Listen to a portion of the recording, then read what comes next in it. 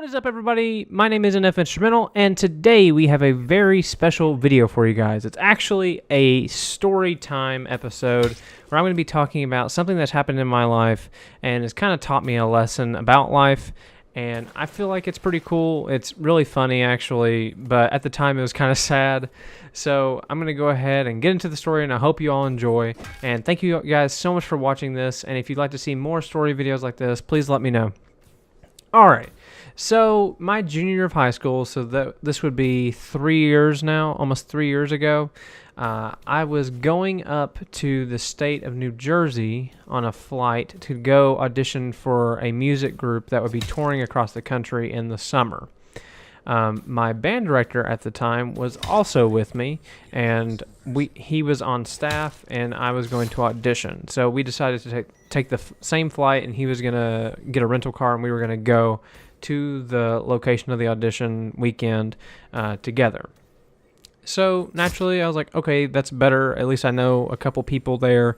It'll be easier for me to get acquainted with my surroundings, at least knowing a few people that are going as well.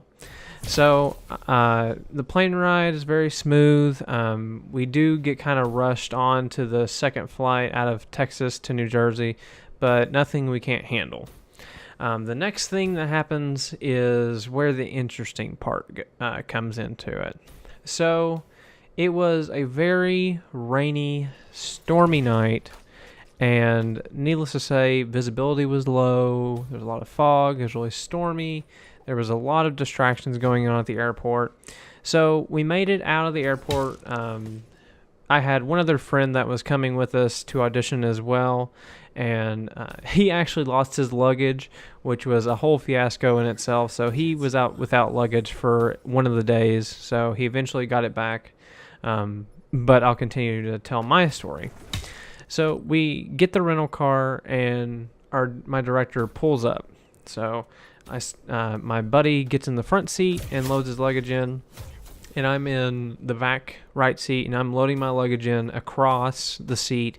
So I'm closest to the sidewalk, and I'm loading in my luggage across the seat to the left side of the seat, and the right side of the car is closest to me.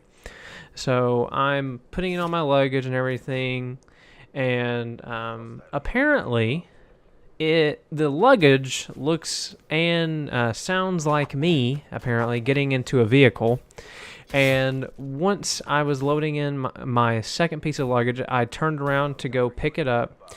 My director accidentally started driving away. Apparently, he thought that I was already in the car, and this wasn't the biggest issue because I flagged him down. But there was another issue in this matter, is that in the process of him driving away, he actually ran over my right foot.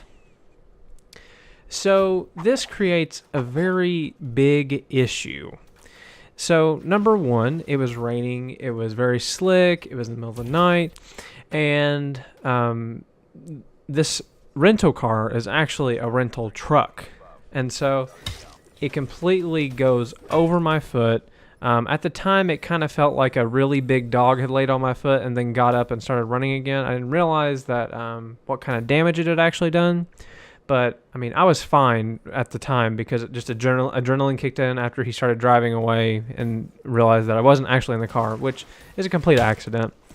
And after that whole fiasco, I chased down the car. He didn't get too far, and I was screaming, and I got in the car, and we're driving on the New Jersey interstate. I don't know where we were exactly. It was really dark, and it was just really stressful at the same time. And then all of a sudden, I start kind of feeling it a little bit, and I tell him, so we might need to pull over soon, and he responds, why? And so I say, well, you kind of ran over my foot whenever you were driving away. And then everything started getting into panic mode. He really didn't believe me the first time that I said it, and I swore to him up and down that he actually hit my foot, and it was actually hurting a lot at the time. And it was actually starting to get a little numb, so the pain was actually going away for a little while. because after we were sitting in the car for a little while, it just started getting numb and I couldn't really feel it that much.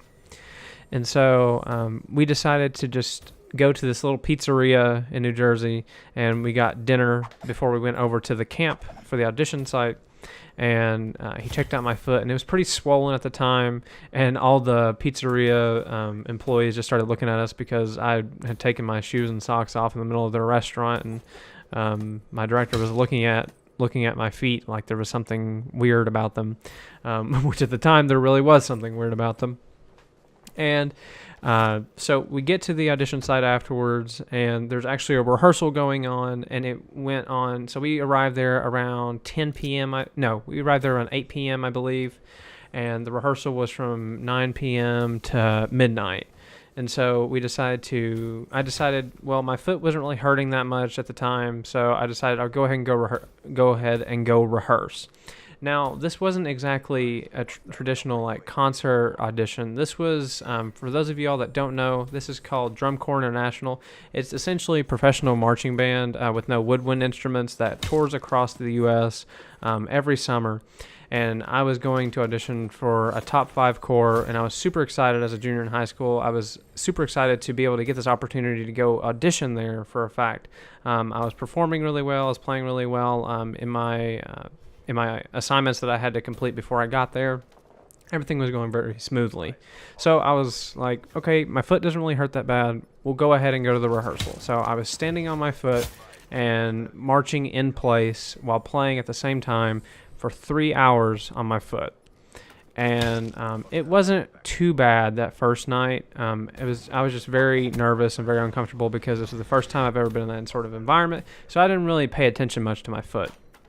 And then I went to sleep on a gym floor in a sleeping bag, and stuff started happening then that I wasn't really expecting. It started hurting a whole lot during the night, and I was kind of nervous because I hadn't told my parents yet that I actually got my foot ran over.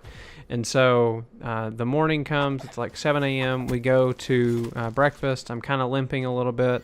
But nothing too serious. It wasn't hurting a whole lot to where I couldn't walk at this point. And so wake up, go to breakfast, and then I go into my morning rehearsal at 8 o'clock in the morning, and we rehearse from 8 o'clock in the morning to I think 12 or 12:30 in the afternoon. So 4 straight hours once again of being on my feet, and it was then the pain started to really set in. It was a very long and painful rehearsal. My playing got better. I wasn't as nervous as I was the night before, and it really started to take a toll on me, the foot pain. And so by the time that rehearsal had ended and we were going to lunch, I had to find my director, and I was like, I can't do this anymore. It hurts too bad. So a volunteer at the audition site loaded me into this truck, and we went to the emergency room. In the middle of nowhere, New Jersey, like in the middle of farmland, there was this huge hospital, and we got there, and I limped myself in, and I was like, hey, I got ran over by a car last night. I need to get checked out. So they go and take my x-rays, and the doctor comes in and tells me what's up, and they say, well, your foot's broken, and it's going to take at least 6 to 8 weeks to heal. I'm not sure why this happened or anything like that, but it was a pretty interesting day after that. So I received my crutches that afternoon, and it was a very difficult time for me. The next 2 days were very challenging. I couldn't play on my instrument because it was a marching instrument, and I'd have to have both hands to be able to play.